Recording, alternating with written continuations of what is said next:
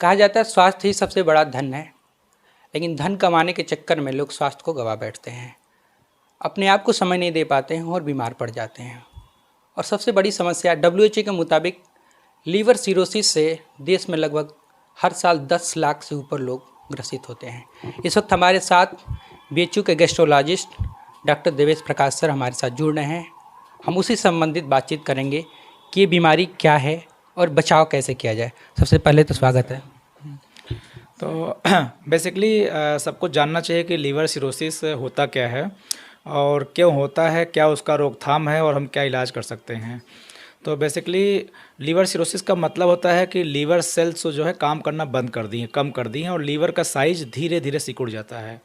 तो एक तरह से सिकुड़े हुए लीवर को हम लोग जो है लीवर सिरोसिस कहते हैं।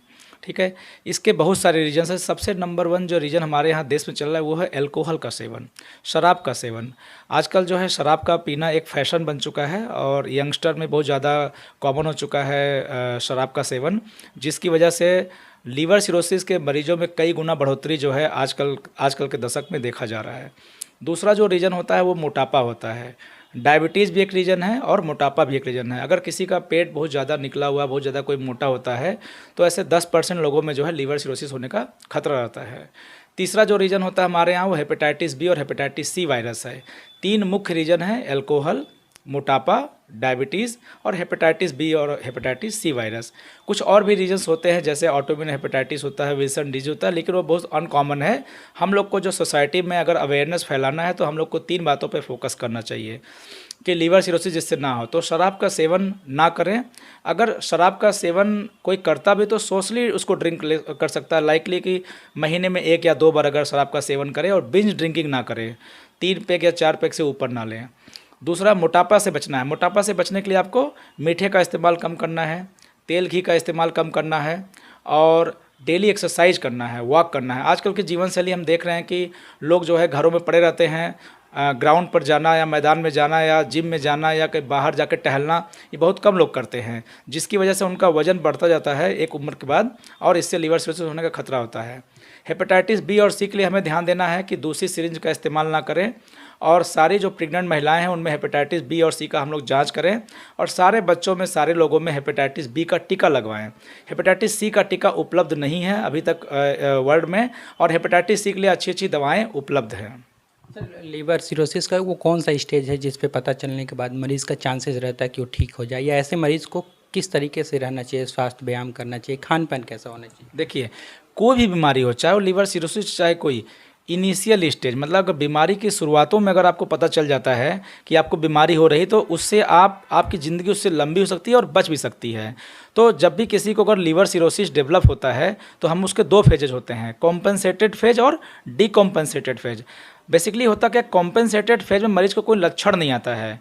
तो कॉम्पेंसेटेड फेज में हम लीवर सिरोसिस को डिटेक्ट कर सकते हैं सिर्फ ब्लड टेस्ट से, जैसे लीवर फंक्शन टेस्ट वगैरह हो गया, और अल्ट्रासाउंड से या फाइब्रो स्कैन से डिटेक्ट कर सकते हैं।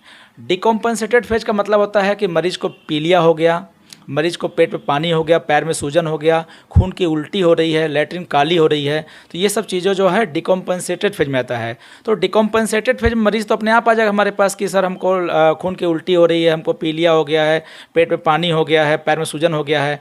इन मरीजों का जो लाइफ होता है मीडियन सर्वाइवल सिर्फ 2 साल होता है। कंपेंसेटेड फेज में अगर पेशेंट आता है तो उनका मीडियन सर्वाइवल लगभग 12 साल होता है। तो कंपेंसेटेड फेज में बीमारी को पकड़ना आवश्यक है, उसके लिए आप रेगुलर स्वास्थ्य चेकअप अपना आप करा सकते हैं। बाकी मैंने आपको पहले ही बताया, अल्कोहल से बचना है, मोटापे से बचना है और हेपेटाइटिस बी का टीका लगवा के रखना है। सर, हमेशा जिक्र होता है फैटी लीवर, ये क्या होता है और इससे कैसे बचा जा सकता है? देखिए, फैटी लीवर का आप जानना बहुत ज़रूरी है। फैटी लीवर का मतलब होता है लीवर में चर्बी का इकट्ठा होना। तो जो भी लोग जो है ओवरवेट होते हैं, जिनका बॉडी मास इंडेक्स आपका 25 के ऊपर जा रहा है, तो उसके लीवर में चर्बी इकट्ठा होती है। लेकिन लगभग 60 से 70% लोगों में ये चर्बी लीवर को डैमेज नहीं करती है। बस लोग मोटे दिखते हैं और अल्ट्रासाउंड लोग कराते हैं तो उसमें फैटी लीवर होता है, उससे कोई जान पे खतरा नहीं होता है। लेकिन 20 से 30% लोगों को वो जो फैट इकट्ठा रहता है आपके लीवर में, वो लीवर को डैमेज करना शुरू कर देता है और आगे चल के उसमें लीवर सिरोसिस और लीवर कैंसर होने का डर होता है। तो अब मरीज को कैसे पता चलेगा कि हम 60 से 70% में आएंगे या 20 से 30% में आएंगे, ये तो पता चलेगा नहीं। तो सबसे सिंपल तरीका है कि आप अपने ओबेसिटी से बचें, मोटा ना हो। पहले के लोग क्या कहते थे कि जिसके घर में लोग कहते थे कि हम मोटे हैं, वो कहते थे हम संपन्न परिवार के हैं, खाते पीते घर के हैं। लेकिन आज के डेट में मोटापा एक बीमारी है। जैसे मेल न्यूट्रिशन, लोग बहुत दुबले पतले होते हैं, खाना पीना नहीं मिलता है, जो कि बहुत गरीबों में होता है, वो बीमारी है।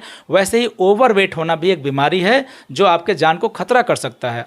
एक चीज़ और मैं बताऊंगा, फैटी लीवर जिसको होता है उसको आगे चल के लकवा मारने का डर, हार्ट अटैक आने का डर, डायबिटीज़ होने का डर, ब्लड प्रेशर होने का डर बहुत ज़्यादा होता है।